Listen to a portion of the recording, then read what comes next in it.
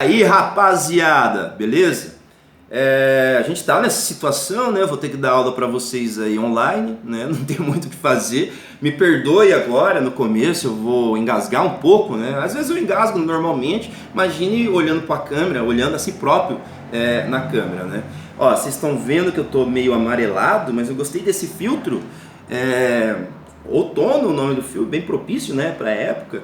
Então a gente está aí com uma câmera melhor, na verdade um celular melhor, então para gerar uma qualidade melhor de imagem aí, para vocês me verem aí do outro lado do vídeo, né? Acorda que nós estamos entrando então na aula de planejamento urbano e ambiental, planejamento da cidade, né? Vamos lembrar o seguinte: a semana passada eu tinha passado, estranho, né? Um cacófono, né? A semana passada a aula tinha acabado ou começado, né? Com a questão do Estado. Na verdade, eu tinha passado lá, instrumentos de poder do Estado. Um slide amarelo que eu passei para vocês, alguns se assustaram, né? Os instrumentos de poder do Estado. Então era uma lista, vai ter aí no material de vocês esse slide, eu posso colocar em números, né? Agora não sei se ainda vou editar esse vídeo, porque aquele programa de editar não tem mais nos computadores, né? Então depois a gente vê isso também, né? Vamos só relembrar da última aula, gente. Acorda, acorda, né? Instrumentos de poder do Estado. Eu tinha passado uma lista, eu vou citar essas listas aqui vagarosamente, né? Vagarosamente, então não é para dormir, né? Direito de desapropriação, né? Instrumento de poder do Estado. Regulamentação do uso do solo, certo? Controle e limitação do preço da terra. O Estado ele consegue fazer esse controle razoavelmente, né? Impostos fundiários, taxação de terrenos livres, imobilização de reservas fundiárias, partes da cidade que podem ser utilizadas muitas vezes o Estado tem essas partes, esses terrenos, né, que a gente fala do Estado, né? Investimento público na produção do espaço através de obras de drenagem. A gente tem que lembrar, né, gente? Todo grande prédio precisa de uma obra de drenagem, o esgoto, etc, etc. E todo grande prédio ele vai nascer se o lugar tem a estrutura básica para receber um grande empreendimento. Né? Um prédio que tenha 5 mil, 10 mil pessoas, alguns podem até ter isso, né? Pequenas cidades, nessas cidades verticais, principalmente nas grandes cidades, a gente tem que lembrar que ele necessita de uma estrutura anterior, então essa estrutura tem que ser paga, correto? Eu fico vermelho, né, porque às vezes eu engasgo, ainda não consigo falar, tá? Inclusive eu tô com, não é alergia, né, é o outono, né, tá meio seco. Organização do mecanismo de crédito à habitação, o grande último, claro, teve Minha Casa Minha Vida na última década aí, mas de 1964 para cá a gente não tinha de fato uma política habitacional federal, né? Então a inauguração, se eu não me engano agora a Minha Casa Minha Vida está no 3, já então tem esse crédito à habitação, né? A organização dos mecanismos, quais bancos, né, que vão poder emprestar o dinheiro, quais juros e assim vai. Pesquisas, operações, testes sobre materiais e procedimentos de construção. Ora, muitas vezes não, na maioria das vezes, né, principalmente num país como o nosso, a pesquisa em materiais ela vai se dar principalmente em lugares centro dessas pesquisas, né? Normalmente 90% das vezes ligado ao governo federal, nas universidades onde há pesquisa e pós-graduações, mestrados, doutorados ligados à pesquisa de material. Então o Estado ele provê essa pesquisa, né, com bolsas de mestrado, bolsas de doutorado, né, porque é muito caro produzir ou se investigar aí materiais. Isso, pelo menos no nosso país, não é deixado ao investimento privado, né? Então, basicamente, toda pesquisa feita em materiais é feita numa instituição pública, então, que é do Estado. Essas são as formas que o Estado intervém sobre o sítio urbano, sobre o tecido urbano. Ah, acorda! Assustei você, né? Bom, tem uma tabela que está escrito, elementos de transformação da primeira à segunda modernidade. Vamos lembrar a modernidade, né? A gente pode dizer que há duas, esteticamente, para a gente marcar o espaço, né? Há duas, uma modernidade, aquela estética pesada da fábrica, e uma modernidade mais leve, que aqui no Brasil chega já na década de 60, inauguração ali de Brasília, né, que é uma modernidade, digamos, onde a estrutura, né, o espaço não lembra mais a fábrica. A gente está falando aí de uma engenharia social, só lembrando essas duas. E o Estado de Getúlio Vargas para cá e o Estado anterior, né, já que o Brasil era desregularizado, o Estado não estava bem formado, no Getúlio Vargas que houve uma intervenção estatal em quase toda a realidade urbana, em quase todo o aparato social, na esfera social, né? Mas ó, a primeira modernidade em geral no mundo, batendo aqui no Brasil, né, o enfoque era o trabalho. Ó, olha no enfoque, né? Enfoque trabalho, sociedade, trabalho, sistema de estandartizado. Isso é Ford, lá em 1909, Ford inaugura a fábrica em Michigan, né? Essa fábrica em Michigan, ela, claro, mais evidente, mas não deve ser o mais evidente para nós, né? O mais evidente é a produção em série, né? Mas o que você, quando for dar aula, também tem que lembrar, e lembrar agora é o quê? Que o Fordismo planejou uma sociedade para consumir, certo? O Fordismo planejou essa sociedade para consumir. Então a gente tem o quê? Uma sociedade toda programada para consumir, o que vai modificar a estética, a maneira de se vestir, a maneira de usar os objetos. Então a sociedade urbana, ela realmente tem uma explosão, digamos, de consumo. Isso faz com que a realidade se transforme, né? Aos poucos eu vou me acostumando com esse vídeo na minha cara, né? Ó, primeira modernidade, trabalho regulamentar dentro de uma rede previdenciária, né? As aposentadorias eram bastante, vamos dizer assim, organizadas. Então as pessoas, quem estava principalmente na classe média, ela conseguia então ter a sua aposentadoria, né? Ela tinha esse projeto de ter uma aposentadoria, coisa diferente hoje, né? E a linearidade e localidade da produção. A gente não tem ainda ligações com o mundo, né? Então a produção, claro, já há um momento de mundialização, mas a produção ela é consumida no lugar, né? Depois depois de 1950 principalmente, a gente vai ter uma internacionalização mesmo do comércio, certo? Trabalho ainda, né? Trabalho, a segunda modernidade. Ó, capitalismo sem trabalho flexibilizado e temporário. Ora, a gente está aqui hoje, né? Isso é uma flexibilização do trabalho, correto?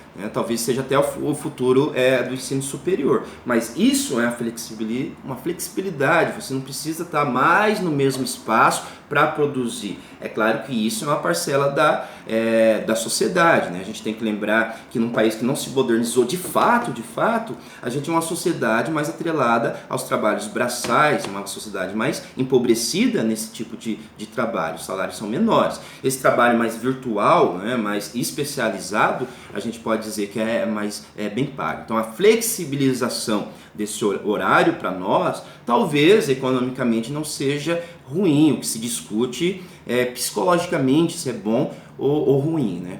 A gente tem que lembrar que o lugar de trabalhar, né, o lugar de se morar, a gente tem essa questão bem separada. Então há de haver uma transformação mesmo, que as pessoas se acostumam a trabalhar em casa, né? Mas eu tenho relatos de amigos meus que quando começou a trabalhar em casa, por não ter uma rotina de trabalhar em casa, a pessoa entrou em depressão. Voltando, assustei vocês, né? Nessa viajada minha eu vou assustar vocês, hein? Ó, trabalho, nômades do trabalho, já acabei de falar isso, trabalho, pluralização do trabalho, né? Eliminação da diferença em trabalho e não trabalho, correto? Olha, vamos ver o de baixo para a gente entender isso daí melhor. Política, vamos ver a política. Ó, primeira, segunda modernidade, a gente viu a questão trabalho, né? A segunda modernidade, então, ela é mais flexível, ou seja, o espaço não é tão regularizador do trabalho, já que a gente pode trabalhar no espaço virtual. Política, né? Estado com soberania econômica e territorial, né? Isso é bastante evidente no século XX, né? Depois da Segunda Guerra Mundial, mas lembra ainda que lá no começo da primeira modernidade a gente tem um Estado muito ligado. Gente, vou ter que ligar a luz, mas não sei se vai ficar boa, né? Aquela luminária lá. Espera um pouquinho aí, tá? Eu sei que vocês vão ficar aí, espera aí.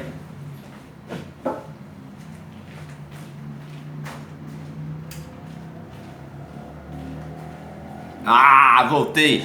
Bom, política. Ó, Estado com soberania econômica. Por que eu tô falando isso? Aí vocês podem lembrar lá do Estado... Estado não, aquela teoria do espaço vital do... Vocês lembram aí, gente? Fugiu da minha memória aqui o... Vou deixar pro final que eu vou lembrar daqui a pouco. É uma coisa, olha, isso não pode esquecer, hein? E, inclusive, vocês podem usar para dar aula quando for falar de geopolítica, né? Daqui a pouco eu lembro. Política, a burocratização, interessante, né? A burocratização, certo? Pessoal, burocrático, o sistema. Se a gente entra no hospital, há uma burocracia. Se a gente entra no governo, a gente tem uma burocracia. Tudo tem uma burocracia, né? Eu já falei sobre isso filosoficamente. A burocracia, ela esconde as responsabilidades, então é muito mais fácil punir quem está perdido, ou melhor, escondido dentro de uma máquina burocrática, né? Então, isso é interessante, né? A burocracia, nas economias planificadas, a União Soviética, ela inchou tanto, e foi uma das grandes revoltas daquela questão, né? Que os burocratas, os servidores, né? O Estado estava se enriquecendo, enquanto a população estava se empobrecendo, né? A burocratização, é muito simples observar isso daí numa fábrica fordista, né? Tem, digamos, o secretário, melhor, né? Alguém de seção que controla alguém da seção, da seção, da seção, da seção. Então, a gente pode dizer que há uma relação já social indireta, patrão ou empregado, digamos assim. A burocracia é aplicada na indústria, a gente pode dizer. É claro que essa burocracia ela foi aplicada para todo o sistema estatal, né? Na primeira modernidade, que a gente, vamos definir aqui, né? 1900 até 1950, não é um período bem definido, a gente não pode colocar datas, mas a gente pode dizer que foi esse período aí, aqui no Brasil, a gente pode dizer que foi bastante evidente, né? Inclusive na arquitetura, que a gente vai ver depois. Acordei vocês de novo, beleza. Ó, política, descentralização e pluralização da arena política, certo? Segunda modernidade. A segunda modernidade, olha lá, segunda modernidade política. Descentralização e pluralização da arena política, certo? Plural. A gente tem um momento, vou relembrar para você, vou relembrar mesmo, né? A gente tem uma sociedade individualista, mas que está inserida em grupos sociais para consumir. Eu dou exemplo para vocês, vocês podem dar exemplo para isso para os seus alunos no futuro, né? Apesar da pessoa ser individual, ela pertence a um grupo, skatista de fato. De fato não, por exemplo, certo? Então há o que? Uma descentralização, uma pluralização. Plural, as pessoas são diferentes. Não há mais aquela sociedade de massa que o Estado controla, que a burocracia controla, que a TV controla, que o rádio controla. O rádio e a TV, de fato, objetos fordistas, né, do período assim de ouro dos Estados Unidos, né, o rádio e a TV trazendo a modernidade para dentro de casa. Novos atores territoriais, como capital e conglomerados financeiros e empresariais. A gente tem aí, então, uma internacionalização do capital, certo? O trabalho torna-se local e o capital torna-se global. A mais-valia é global, né? Olha, gente, o trabalho torna-se local e o capital torna-se global. O trabalho se torna local. Olhando para a China, é local, é um evento melhor, né? Uma situação, um lugar, algo que tem características próprias. Uma grande população num território basicamente grande, mas uma parte mais habitada, que é o leste. Essa grande população, ela tem essa situação de ser uma grande população que pode produzir, certo? Pode produzir. Então, a gente tem aí, pode-se dizer que pode acontecer, né? Agora é uma hipótese, que se diminua o capital investido na modernização, já que tem uma grande mão de obra, né? Já que também lá é um país, nem não digo comunista, né? Mas é um país fechado, digamos, com a realidade política deles, né? Então, o Estado controla muita coisa, certo? Política, o trabalho torna-se local e o capital torna-se global, certo? O trabalho torna-se específico de um lugar, certo? Então, a situação importa. Aqui no Brasil é a mesma coisa. Na década de 90, muitas montadoras vieram para cá, certo? A situação de ser um país em desenvolvimento, agora chamado de emergente, dos BRICS, faz com que a gente possa receber uma montadora de fora. certo? É o lugar, situação, a geografia é do lugar, a população, os recursos naturais, os recursos, digamos, recurso burocrático não, os recursos, isenção de imposto, como foi feito, impostos, como foi feito aqui em São José dos Pinhais, né, para algumas montadoras. Então a gente tem um quadro geral de que é o Estado, né? Então essa segunda modernidade, o que a gente trabalha que a gente pode definir então uma modernidade que fazia com que a cidade ela fosse mais rígida. Então a gente tem isso, a burocracia rígida, né? O trabalho, digamos, regulamentado num lugar específico da cidade.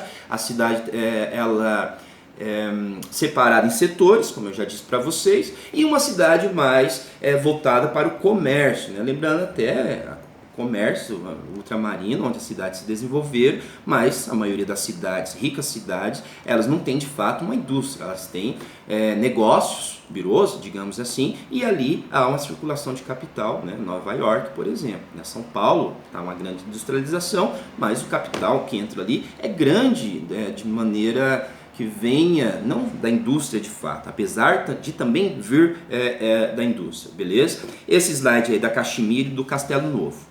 Acho que faltou o EV ali, tá, gente? Depois eu arrumo. Produção da imagem da cidade e o Estado. A cidade nunca cresceram tanto como hoje. Eu vou ler mais animado aí para vocês se animarem, tá? As cidades nunca cresceram tanto como hoje. Claro, nunca cresceram, né? Até 10 anos atrás, tinha cidade da metropolitana, estampado, a cidade é a mais que cresce no Brasil. Foi Colombo que eu vi essa placa há um tempo atrás. Mas cresce em população, né? Já que Curitiba está mais adensada, é mais difícil de entrar gente aqui para morar, principalmente nas partes, digamos, mais caras da cidade, né?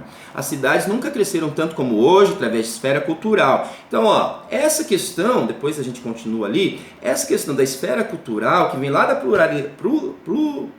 desculpa, gente, pluralidade, isso, que vem lá da vocês entenderam, né?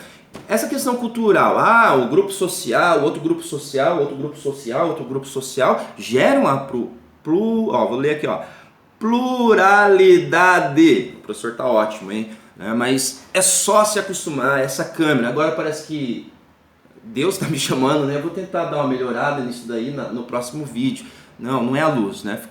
Mas ficou bonito, né? Ficou bem, né? Parece um anjo, alguma coisa desse jeito, certo? Bom, os próprios conceitos de cultura e de cidade, unindo desse modo, como até então não acontecera a economia política da cultura e a economia política do lugar. Essas frases, né, meio trocadas, pode deixar confuso. Mas pense, a cidade pode produzir um espaço cultural, muitas vezes induzindo que esse espaço cultural tenha vida própria, porque muitas vezes pode acontecer uma coisa que eu vou passar para vocês e vai estar aqui, se não tiver aqui vai estar nos outros slides, é como a rua pode ser estruturada, que é o caso da São Francisco, né, que a gente passa agora de novo para uma situação de vazio na rua, né, não há mais uso em praticamente quase nada. Tem um barbeiro lá, barbeiro gourmet, né, essas barbearias que cobram um pouco mais caro, e distribuidora de bebida que talvez anime o lugar. Essa é a questão, certo?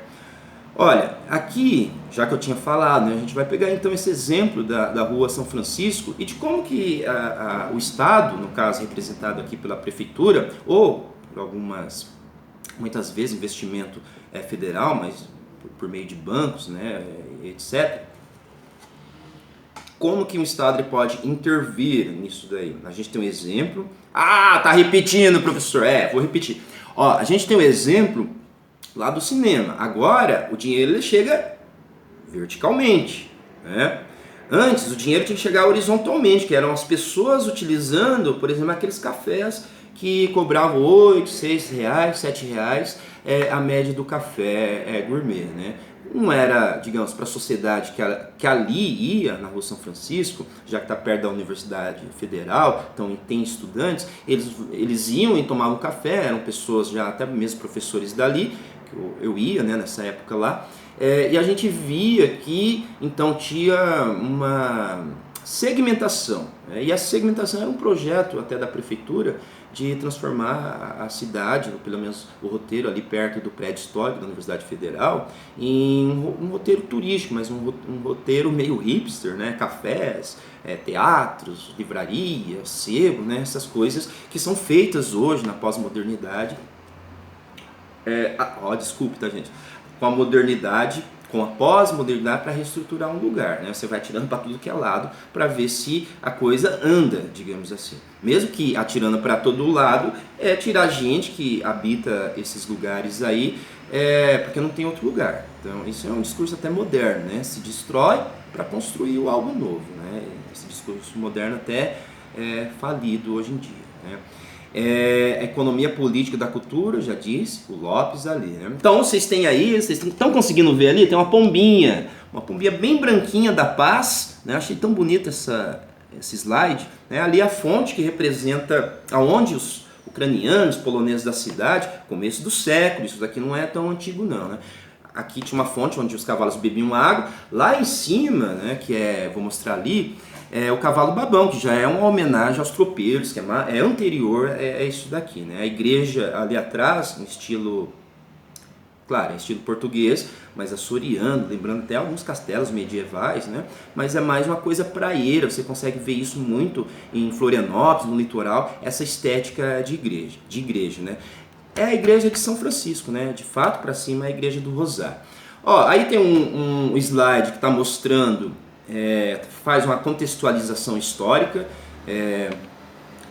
geográfica e histórica do lugar, da Fenianos. Lembrando, gente, eu tive um aluno, o Alessandro, ele fez um TCC sobre essa rua. Então, algumas informações aqui é do Alessandro, que ele fez o TCC. Então, quando o TCC fica bom, dá para fazer uma aula, por exemplo, e é isso que acontece, né? Vocês podem aí, digamos, aproveitar esse momento de crise e começar a estudar mais. Mestrado, doutorado aí. Mestrado, primeiramente. É no momento de crise, tá, gente? Oportunidade.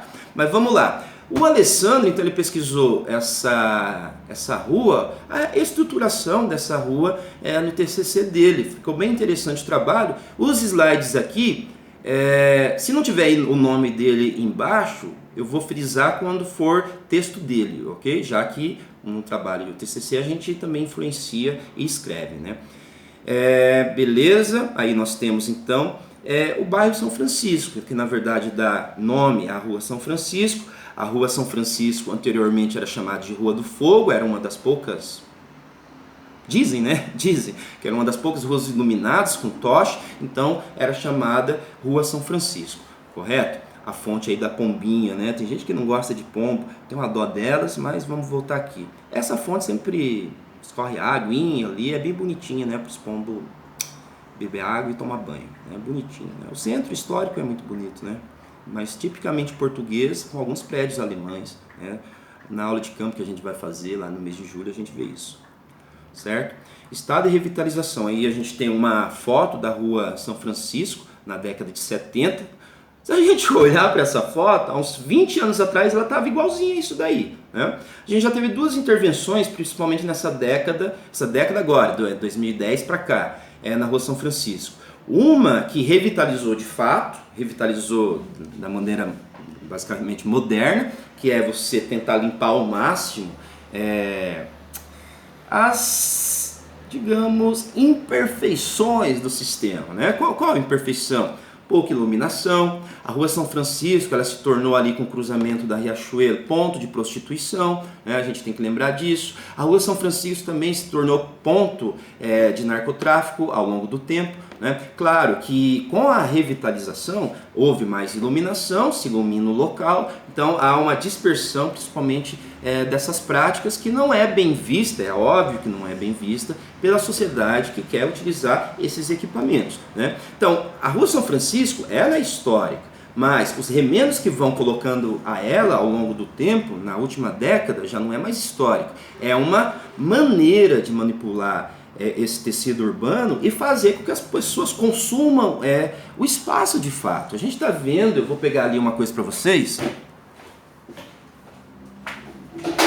Ó, a valorização do lugar, certo? Aqui está ao contrário, né? Está espelhado. Eu não vou mexer nisso agora porque eu nem sei, né? Mas aqui está dizendo, ó, 7 territórios do Paraná contam com registros de indicação geográfica. É o espaço voltando a ser importante.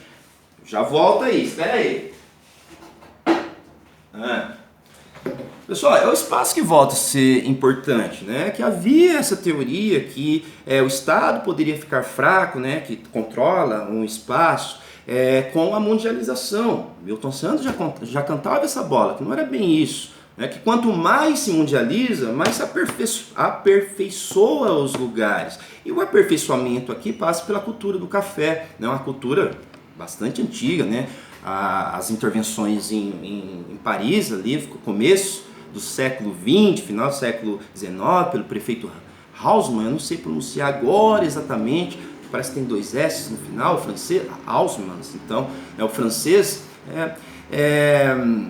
já fez, ali era uma cultura de café. Eu estou sem um livro agora do Marshall Berman, que eu já falei para vocês, que conta tudo que é sólido desmancha no ar, que é uma frase de Karl Marx, certo? E conta como foi essa reestruturação e a limpeza desse lugar para colocar a cultura do café, não a cultura nossa do café do século XIX, a cultura do café mesmo, digamos, ao invés da cultura dos Moulin Rouge, né, dos bordéis, mas a cultura do café, tomar um cafezinho lá, uma coisa francesa, né, que pelo menos é o estereótipo que a gente tem, né, da França, é sair daqui e tomar um café no Champs-Élysées, né, naquela grande avenida que surge nessa época, que passa ali por dentro do Arco do Triunfo de Napoleão. Voltando, tô assustando vocês, né? Bom, pessoal, estado de revitalização, então é o seguinte, é uma construção de imagem, certo? Se o Estado ele produziu espaço no passado com as suas funções para produzir, que é o caso do Estado industrial, certo? Então a fábrica existe para isso, esse bairro existe para ter os proletários, esse bairro existe para o ócio, para as pessoas descansarem e consumir, né? O ócio produtivo, digamos assim, mais produtivo hoje ainda, né? Então pense, é uma imagem, é uma produção de imagem para fazer com que haja uma limpeza naquele lugar. Estou falando limpeza do ponto de vista maquiavélico, não. Vamos achar a palavra aqui. Sabe quando a pessoa divide muito o bem e o mal? Maquiavélico, não. Maquiavélico é o cara que depois eu lembro também disso daí, né? A gente não pode ser maniqueísta, essa é a palavra. A gente não está julgando o Estado aqui, a gente não está julgando a sociedade. Mas essa limpeza para atrair gente para dentro daquele tecido urbano. Mas essa limpeza para atrair gente expulsa gente, né? Então a gente tem que lembrar sempre disso. E é só uma produção de imagem, né? É mais barato que a produção da cidade fordista, onde o bairro tem uma função, outro bairro tem outra função, né? Olha, então a Rua São Francisco ela tem já uma imagem histórica, que é importante, afinal, se você olha para o passado, é mais fácil você olhar para o passado, resgatar, a gente pode resgatar esses recortes culturais do Estado e dar uma individualidade, ou forçar uma individualidade no lugar. Essa casa é a Casa Romário Martins, eu acho que já tinha mostrado para você. Acorda, eu vou assustar vocês. Essa casa é a Romário Martins do século XIX. Então, você busca no passado, recortes do passado e produz uma nova imagem. Gente, eu estou falando aqui, não é mais da primeira modernidade. A gente já está quase na pós-modernidade, falando dessa maneira, é pós-modernidade, certo? Que é o recorte de alguma realidade do lugar. Olha, essa realidade existe, certo? Mas a gente pega lá um pedaço da realidade e transforma em algo, digamos, consumível. Então, a Rua São Francisco, né, o bairro São Francisco já tem isso. É muito mais fácil de se criar um atrativo turístico, inclusive o Largo da Ordem já é. Né? Hoje muito triste, né? O Largo da Ordem está vazio, não tem ninguém, né? Devido à quarentena, certo? Alguns grupos sociais, como a gente está vendo aí, isso aí são intervenções individuais, ou no caso de grupos, né? Veganos, né? O povo da bicicleta, a gente mais Haribo, digamos assim, né? Na realidade urbana, a praça de bolso do ciclista, né, não dessa gestão agora, mas da anterior, a proposta é uma construção da cidade pluralista. É um pouco que a Jane Jacobs, cadê o livro dela, meu Deus? Calma aí, eu tô aqui, não é esse. Não. Ah, esse aqui é muito bom, hein? Ó, condição pós-moderna. Cadê a câmera? Ah, tá aqui. Tá ao contrário, né? A condição, ó, bastante lido. Se você reparar, quem lê bastante, ó, suja o livro de giz, né? Às vezes do suor. Então, quando alguém quer pagar de estudante, ó, presta atenção nisso, vocês que vão ser professores agora mesmo, né? O segredo, né? E cadê o livro, ó, pós-moderno, a condição pós-moderna do Harvey. Cadê o livro olha, gente, não tô achando aqui.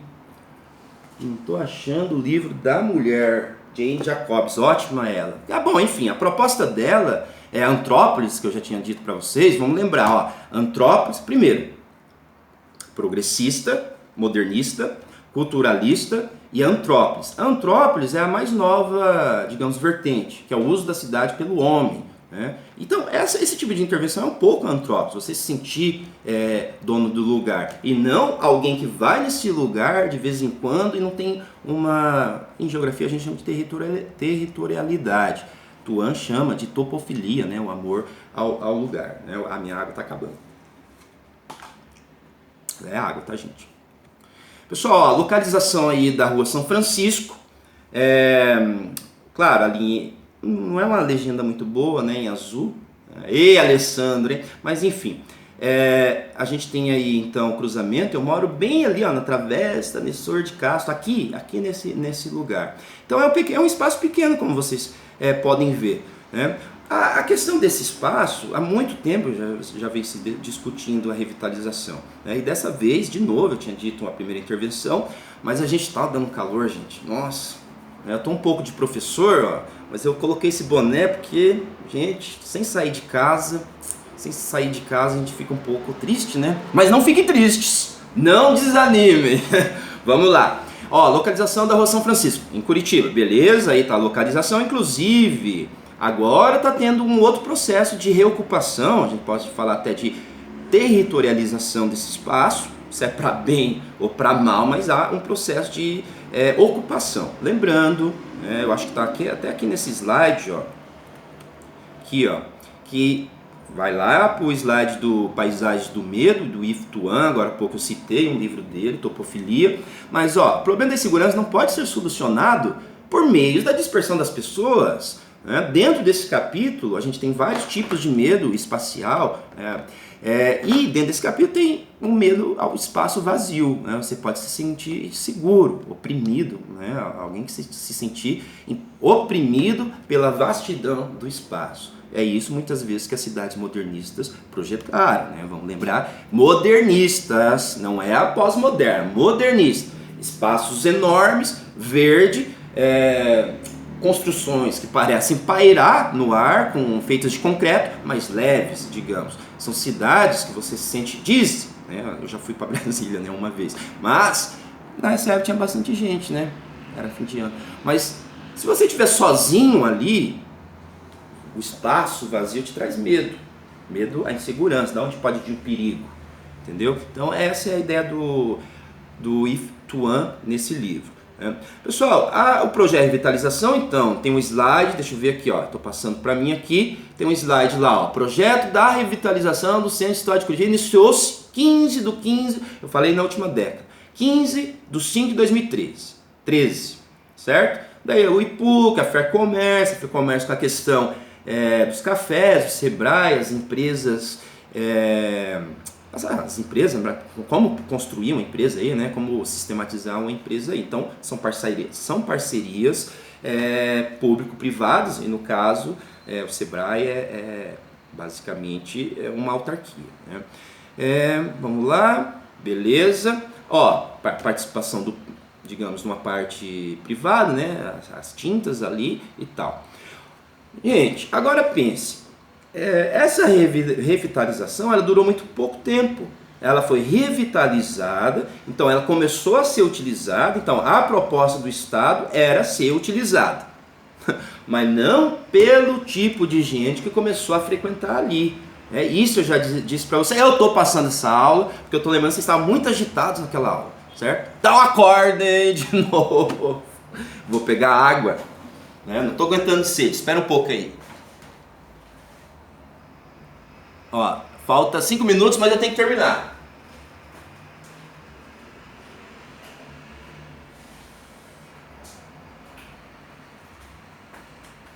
Vou terminar esse assunto aí, né? Esses slides eu vou mandar um texto.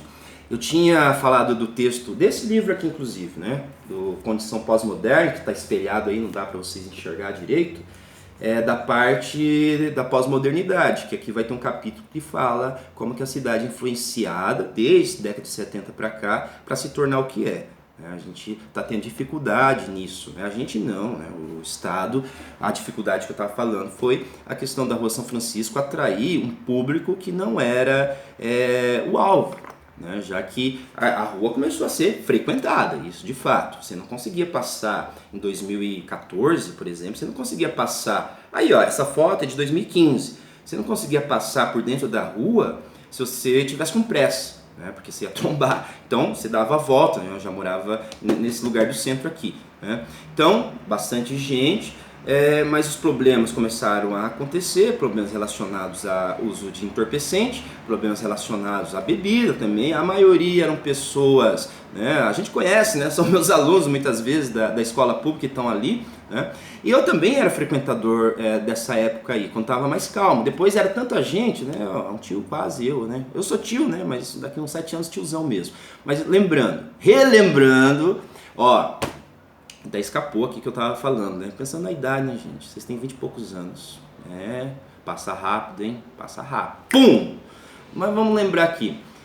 Então a rua, ela foi de fato reestruturada, houve um público que apareceu, né? Mas ao longo do tempo, as pessoas, né? O comércio com bebida mais barata foi trazendo gente, mas os cafés em volta, que contava com um público mais elitizado, né, que pode consumir um café a 6, 7 reais, a gente sabe, 7 reais se paga num litro de cerveja. Então ali começou a ter público, né, um público não diferenciado como eles queriam, e os bares começaram a fechar, né. Novamente, então, o espaço foi, desocupado, foi abandonado. De uns 5 anos para cá, uns 4 anos para cá, né, 2016 para cá, o espaço então entrou em decadência mesmo, não em decadência tão ruim assim, né? É que decadência econômica, não há mais nada ali. Agora, pense o seguinte, esse Estado que a gente tem, né, que se utiliza do discurso para modificar um espaço. Esse discurso para modificar esse espaço, ele não é forte o suficiente para fazer com que a realidade em torno mude, correto? Então, ó, isso é um exemplo de como algumas questões urbanas dependem da sociedade. Além dessa parte de revitalização, já que eles querem, a gente quer também um espaço organizado que possa consumir, né? Eu moro aqui no centro, eu adoro morar no centro, né? Claro, agora tá bem estranho o centro, né, gente? Parece uma cidade fantasma, assim, né? Um acidente nuclear, imagino dessa maneira. Mas pense, essa questão de reestruturar um lugar, contando com as pessoas, né, com pessoas que poderiam usufruir desse lugar, essas pessoas diferentes, né, esquece que o diferente não é o padrão, correto? Então a gente tem que pensar o seguinte, o Estado pós-moderno também é flexível diante da cidade, né? O moderno já era flexível, né? Flexível, que eu estou dizendo que pode mudar a realidade urbana mais rapidamente, só que essa realidade urbana mudada rapidamente não é de fato tão profunda, que alguma desestruturação econômica pode afetar essas realidades aí construídas pela realidade pós-moderna do Estado, que é também a produção de um discurso muitas vezes elitizante, um discurso muitas vezes setorizante da sociedade, que faz com que a sociedade permaneça no padrão moderno. Vamos lembrar, há grupos sociais, individualidades, Não é todo mundo que está junto. São esses grupos que estão juntos, que curtem as mesmas coisas, que gostam das mesmas coisas, certo? Então, pense, a gente assistiu isso, principalmente nas reformas, reforma urbana física, né? Não a reforma urbana, tão sonhada reforma urbana, sonhada pela gente, né, que estuda, né, de modificação da sociedade, para até ter um café, não é verdade? Já que tem que ter o café, a cultura do café, mas teria que gerar primeiro uma sociedade que pudesse todo mundo consumir o café, correto? Então essa cultura supérflua, né, que é o limite da necessidade, já não está dentro mais da necessidade, está na periferia da necessidade, não é para uma classe mais pobre. A classe mais pobre era mais objetiva, no caso aí beber uma cerveja a R$7 era mais objetivo. Então a gente teve essa decadência do espaço. Então a gente finalizando, né, só deixa eu ver aqui um slide. O último slide eu quero frisar, não sei se eu já tinha passado para vocês esse slide aqui, na última aula eu acho que eu não tinha chegado nesse, beleza? Mas eu quero que vocês se atentem a esse daí. O bom de ser vídeo é que às vezes você pode pular, né? Vocês já assistiram um filme que é controle remoto? Já, né? Eu acho que era Clique, com aquele cara engraçado, Sanders, tem gente que não gosta dele. Ele controla o professor, passa para frente, para trás, daqui em diante vocês vão poder fazer isso, né? Interessante, né? É estranho ficar no vídeo. Agora escureceu, né? Mas eu tô bem até, né? Só para descontrair. São introduzidas formas modernas de dominação técnica e manipulação cultural. Tá aí num slide que tem um café da época, né? Se eu não me engano foi eu que tirei essa foto, tá? Manipulação cultural. Nós estamos falando uma manipulação da imagem. Gente, olha a nossa sociedade, o consumo das imagens. É isso que nós temos que pensar agora. Uma sociedade urbana, né? Uma realidade urbana, onde o supérfluo, que é a construção da imagem, né, que não está na necessidade, está sendo construído. Está sendo construído sem a gente ter atingido que todos tenham suas necessidades, as suas necessidades, digamos, acha a palavra aí, como eu faço, provindas, né? Você tem a sua necessidade saciada, digamos assim. A gente não tem isso. Então como que vai gerar uma sociedade do café? Uma sociedade dos cafés, né, digamos assim, do boulevard, né? Então há essa grande dificuldade, né? Olha, eu acredito que, só deixa eu passar aqui esses slides, vocês vão se localizar melhor, né? Então, eu peguei esse exemplo da Rua São Francisco, relembrando o TCC de um aluno querido meu, Alessandro. Algumas partes não são citações do TCC do Alessandro, né? Mas, só voltando aqui, além dessa produção de imagem pós-moderna, né, que é, digamos, a maquiagem na cidade, a gente tem uma coisa importante, que vai ser o próximo vídeo, que apesar de tudo, ou apesar de, a gente ainda tem um Estado que regulariza alguma coisa, né? Em sociedades menos, digamos, menos ricos, não, o Brasil é rico, mas tem muita pobreza. Mas em sociedades menos desenvolvidas do ponto de vista econômico, onde o Estado é fraco, a gente tem uma urbanização mais precária. É uma urbanização que hoje, a nossa discussão, né, já que a gente está aqui falando do coronavírus, é uma urbanização de risco. Como a Maricato nos afirma, uma urbanização de risco. Qual é o risco agora? Relembrando lá no século XVIII, Foucault, no livro Microfísica do Poder, ele fala sobre o planejamento urbano do século XVIII. As pessoas estavam no campo, vindo para a cidade, né? Ainda a gente não tinha, nesse momento, essa experiência de todo mundo se juntar num ponto do espaço, onde as relações sociais podem ser mais eficazes, digamos assim, as ligações entre grupos de pessoas, certo? Então, hoje o que nós estamos vivendo, parecido até com algumas epidemias do século XVI, que a cidade ela se torna um ambiente propício a, digamos, a irradiação, né? Esse vírus se propagar pelo espaço, né? A gente tem então esse problema agora, né? Esse problema a gente está, no primeiro momento, há uma discussão aí urbana, de fato. é que a gente tem pessoas que podem ser isoladas devido ao espaço que ela está ocupando e pessoas que não serão isoladas por muito tempo devido ao espaço que elas estão ocupando. Né? Se alguém foi em alguma favela, as favelas, né, se não foi, poderia ir, né? Ninguém vai, sei lá, dar uma volta, sai dessa bolha! Mas pense, as casas estão uma do lado da outra, na favela. Certo? Então, ó, a higienização que eu falei lá, que o Estado fez no século XVIII na França, com a grande higienização também no Rio de Janeiro, no começo do século XX, modificando o Rio de Janeiro aos moldes de Paris, higienizou o centro, expulsou a população para favela. Só que agora é o seguinte, e eu já perdi o fio da meada, vamos lembrar lá. Foucault dizia o seguinte, que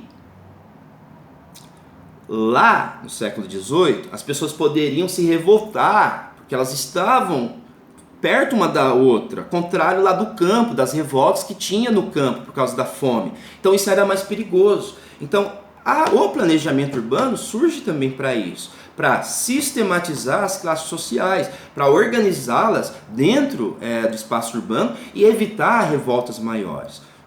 Agora a gente está tendo uma coisa parecida. Pense o seguinte, naquele momento, a regularização do solo, as caves, que eram lugares onde eles jogavam os dejetos que poderia e podia e tinha doenças relacionadas a isso, principalmente cólera na época. Agora pense, isso foi feito no século XIX lá na Europa, houve uma higienização para controlar a sociedade, a medicina evolui, inclusive, então, a menor mortandade de pessoas, a cidade então cresce demograficamente, então há uma engenharia urbana, correto?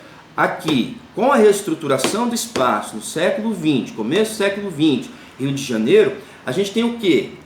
A população higienizada, digamos assim, higienizou-se o centro. Vou dar o exemplo do Rio de Janeiro, porque são por épocas, tá, gente? São Paulo, Rio de Janeiro, Curitiba, um pouco mais para metade do século XX. Então, cidades mais antigas elas foram reestruturadas mais no passado, começo do século passado, século XX. Essas pessoas foram para a favela, construíram sua casa lá, correto? Só que houve a higienização do corpo da pessoa, lavar as mãos, Nesse século a gente foi revolta da vacina, beleza, foi superado a higiene de fato, só que cuidou-se do corpo da pessoa como se a pessoa não tivesse uma extensão ao entorno dela, uma extensão ambiental, uma extensão natural e agora uma extensão da natureza criada, que é a não gestão desses territórios que tem uma construção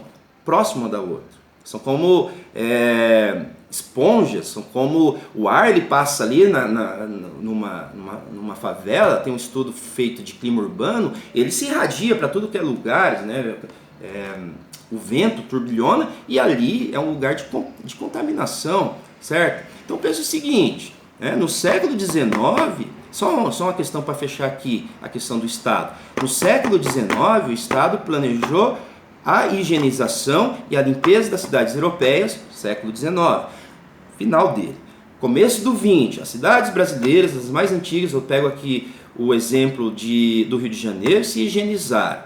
Essa higiene feita no espaço urbano não chegou no espaço periférico. Essa higiene que não chegou no espaço periférico, ela vai contaminar, possivelmente, claro, isso aqui é só uma ideia, vai contaminar as partes que foram, digamos, a engenharia ali limpou no século XIX. O centro, os prédios, o chamado asfalto carioca, o morro e o asfalto carioca. Então pode ter um retorno disso. Agora a questão é a seguinte, o Estado não veio pensando, como acontecia lá na Idade Média e está na Idade Moderna com algumas epidemias, que a epidemia atinge o rico e o pobre.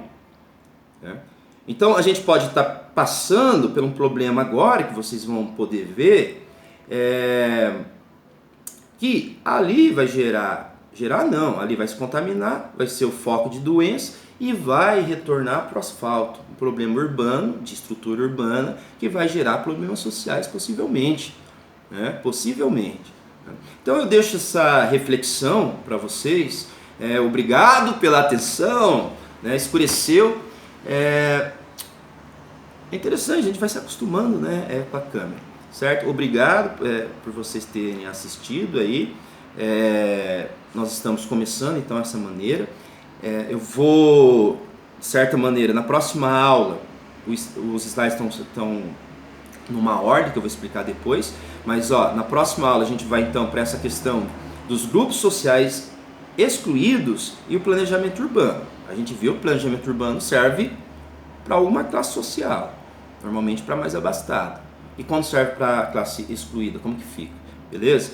Então, gente, qualquer dúvida a gente vê lá no WhatsApp, parece que essa semana vai dar certo, e depois as dúvidas a gente pode tirar aqui no chat ou no chat de slide lá, correto? Espero que mais essa semana de confinamento, olha, eu vou ser sincero, né? Eu estava solitário mesmo, como eu já disse, né? Não mudou muita coisa, mas a gente fica pensando muito na vida.